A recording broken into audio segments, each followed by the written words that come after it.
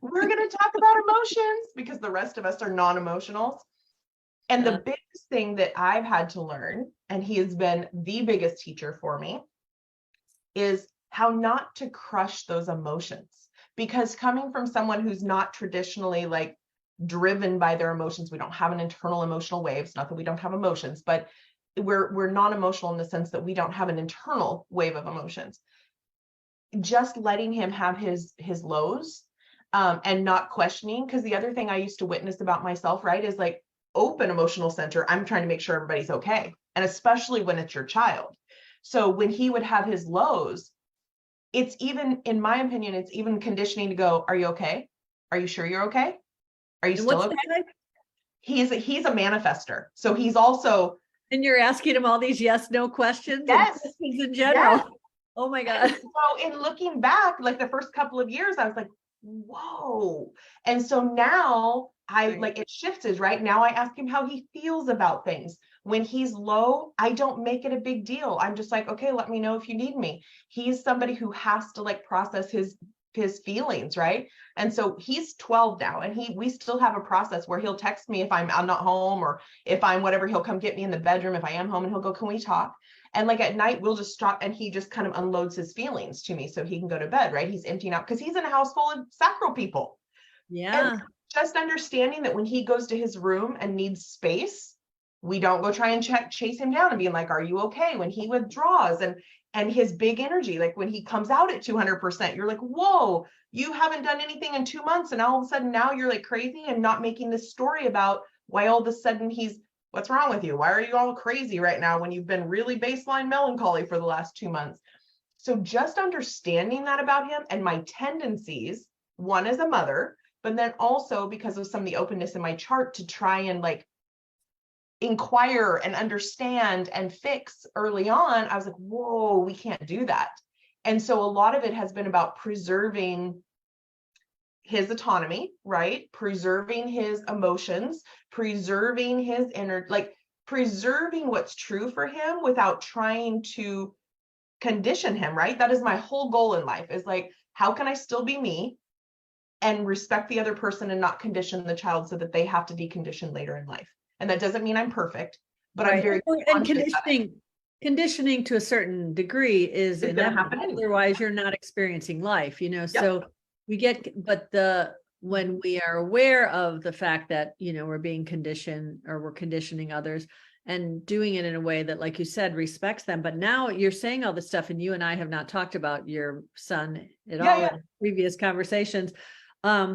But it's really interesting as the parent of a manifestor, you know, I'm very aware of some of those things, but I'm looking at your chart, and your sacral only has one gate, and it's your design earth gate 22, which I just want to preface this by saying, I often find when working with clients that the design earth is the holdout energy, that when you can understand that and really embrace it, like, you move forward so much. So this is compromised in relationship with your son. So compromise, for those of you who don't know, means she has the hanging gate, someone else has the full channel. So she has this way that she's meant to experience this energy in relationships, right? So when you're 22 is in a relationship where the 12 is available, it's happy because it feels that it's happy, or happy might not be the right word. It's satisfied, right? I like that. Yeah. Because it's not all, it's an emotional channel that it's going to feel. So it's getting what the 22 wants. But in this relationship, he has his own. He has the whole energy. So you don't really feel like you get to do your half. And as a mother, when you don't feel like you can do your part, which my daughter has the channel of struggle, 2838, I have the 38. So, and she's also got the 39, and I have the 3955. So I know all about how compromise affects personal relationships. So I'm wondering how that has felt for you when this is such a big part of what the energy you're meant to be grounded in, how you've navigated that. Yeah. So one of the biggest things, so it's funny because for me, 22 obviously is is an emotional kind of like gate, even though I'm not an emotionally defined person, right?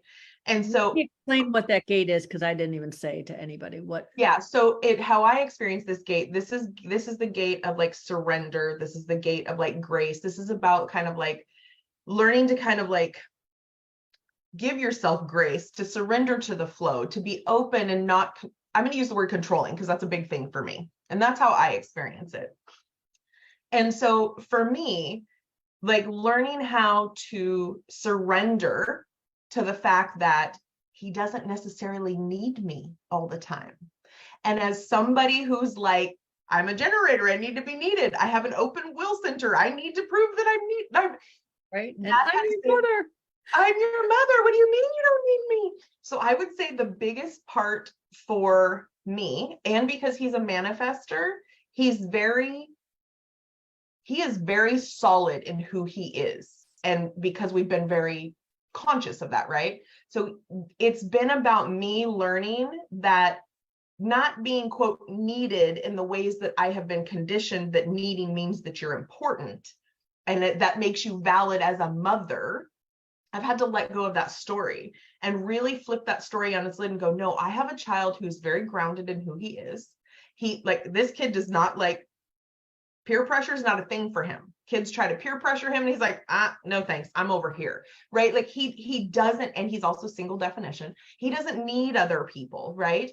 And so it's about going, okay, what does he need? He needs to process his emotions. He's a very emotional person. He needs a safe space to do that. When he's ready to talk, he wants to talk. That's how I can support him best as a mother. And so I've had to take apart this story of what makes you needed. And I've had to just surrender to the fact that I'm like, I'm here to support you as a human being, however you need me.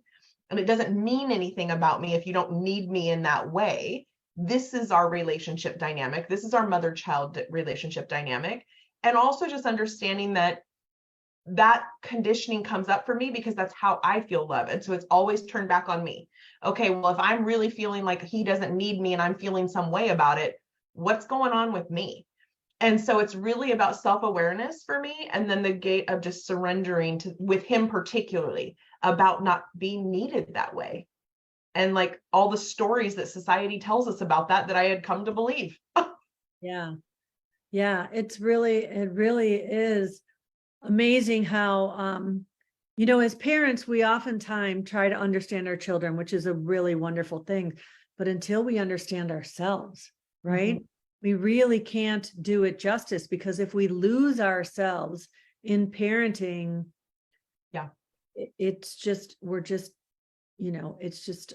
we're perpetuating a pattern that we're here to